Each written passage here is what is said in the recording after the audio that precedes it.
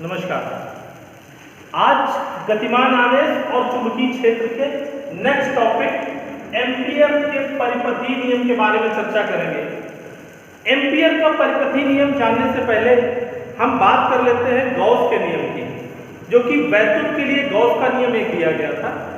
In short इसको चुंबकत्व के लिए गॉस का नियम भी कहते हैं।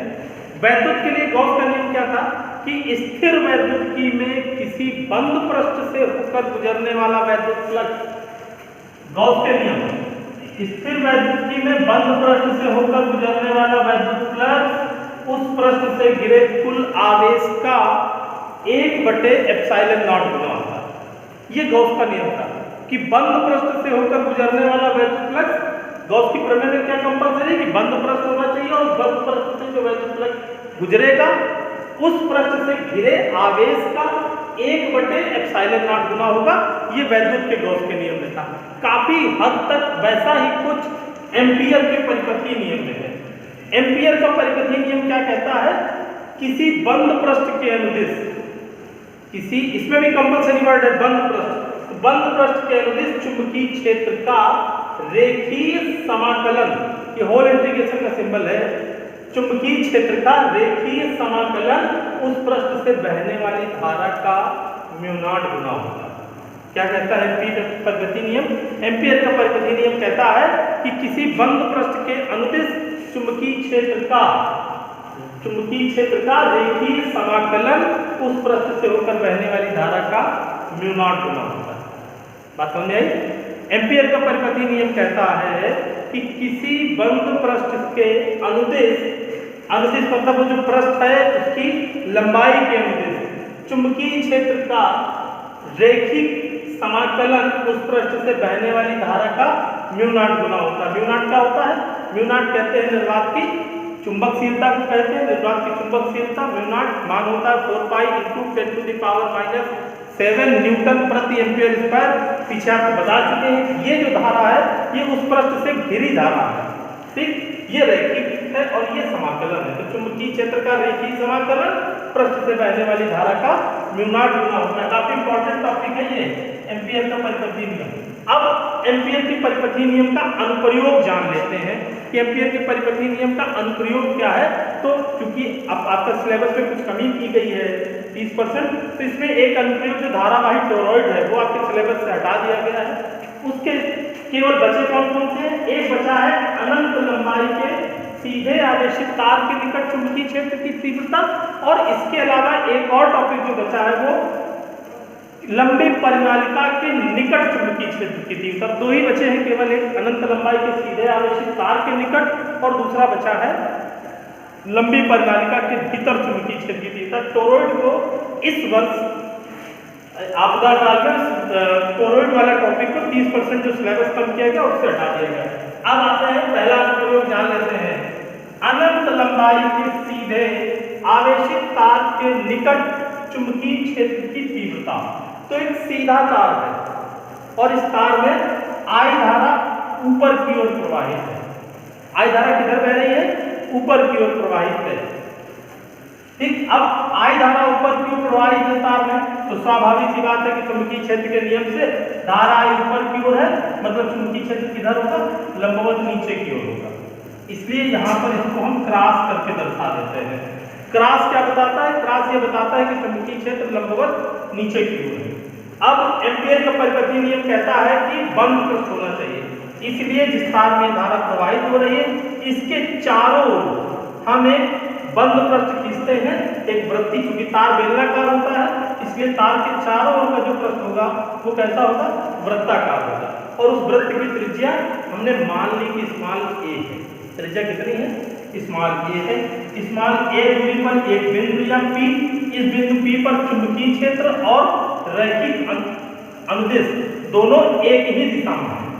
B और dl जब एक ही दिशा में है तो स्पष्ट है कि इनके बीच का कोण थीटा क्या होगा?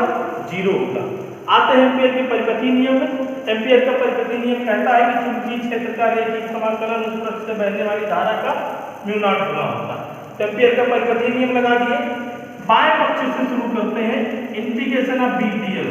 इसका प्रसार करेंगे। आपने पीछे पढ़ रखा है कि दो सदिशों का अदिश गुणनफल अर्थात A vector dot B vector बराबर ए बी कॉस थीटा होता है, वैसे ही B vector dot DL vector क्या हो जाएगा, बी डीएल कॉस थीटा हो जाएगा। ठीक, बराबर म्यू नॉट इनटू आई।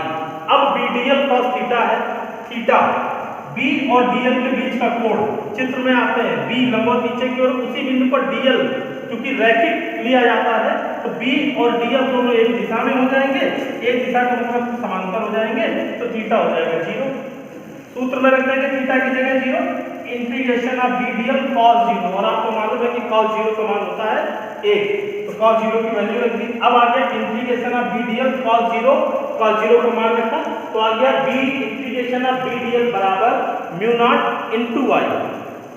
ठीक, चुंबकीय क्षेत्र नियत है, तार में धारा नियत है, इस पर की चुंबकीय क्षेत्र भी नियत है।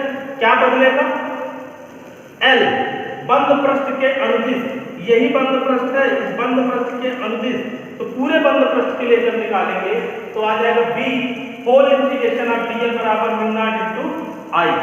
चूंकि इंटीग्रेशन ऑफ डीएल किसके बराबर होगा, वृत्त की परिधि के बराबर होगा,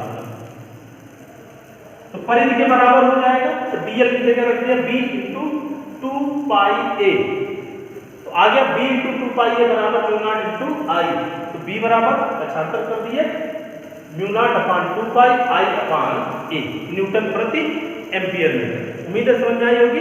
फिर से एक बार रिपीट कर लेते हैं, एम्पियर का परिपथीय नियम क्या कहता है, एम्पियर का परिपथीय नियम कहता है कि किसी बंद पृष्ठ के अनुदिश, किसी बंद पृष्ठ के अनुदिश चुंबकीय क्षेत्र का रेखीय समाकलन, बंद पृष्ठ के अनुदिश चुंबकीय क्षेत्र का रेखीय समाकलन उस पृष्ठ से होकर बहने वाली धारा का म्यू नॉट गुना होता है, अर्थात इंटीग्रेशन ऑफ बी डीएल बराबर म्यू नॉट इनटू आई। अनुप्रयोग देखते हैं, सीधे आवेशित तार के निकट एक सीधा तार, आई धारा प्रवाहित हो रही है, तार के कारण समीप के चुंबकीय क्षेत्र है, अतः उस बिंदु से होकर हम एक वृत्त की कल्पना करते हैं, किसी बिंदु पर, उस वृत्त के किसी बिंदु पर बी और डीएल एक दूसरे के अनुदिश है, अतः एम्पियर के परिपथीय नियम से बी डीएल प्रसार कर दिए, बी डीएल कॉस बीटा बराबर म्यू नॉट इनटू आई आया, थीटा चूंकि 0 है तो बी डीएल कॉस 0 बराबर म्यू नॉट इनटू आई प्रसार कर दिए। पूरे पृष्ठ के लिए निकाले तो इंटीग्रेशन ऑफ डीएल होता है 2 पाई ए, सूत्र में रख दिए b बराबर आ गया म्यू नॉट अपॉन 2 पाई आई अपॉन ए। कुछ ऐसा ही सूत्र आया था वृत्ताकार लूप के कारण, क्या डिफरेंस था, वृत्ताकार लूप में नीचे पाई नहीं होता, वहां पे सूत्र क्या था, b बराबर mu not upon 2 I upon ए। यहाँ पे क्या डिफरेंस है, b बराबर mu not upon 2 pi I upon ए। स्पष्ट है कि वृत्ताकार लूप के कारण केंद्र पर जो चुंबकीय क्षेत्र का व्यंजक है उससे सीधे तार के कारण जो चुंबकीय क्षेत्र का व्यंजक है वो हमेशा कम आएगा, क्योंकि इसमें बटे में 2 पाई है और वहां केवल 2 है। यानी वृत्ताकार के कारण केंद्र पर चुंबकीय क्षेत्र का मान, अगर धारा समान है और त्रिज्या समान है तो हमेशा वृत्ताकार लूप के कारण चुंबकीय क्षेत्र अधिक आएगा। इसमें एक चीज और ऐड कर लेते हैं, यदि फेरों की संख्या कैपिटल एन हो,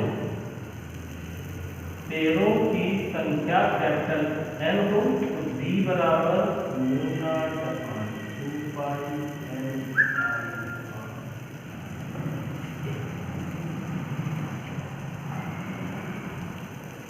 न्यूटन प्रति एम्पियर। धन्यवाद।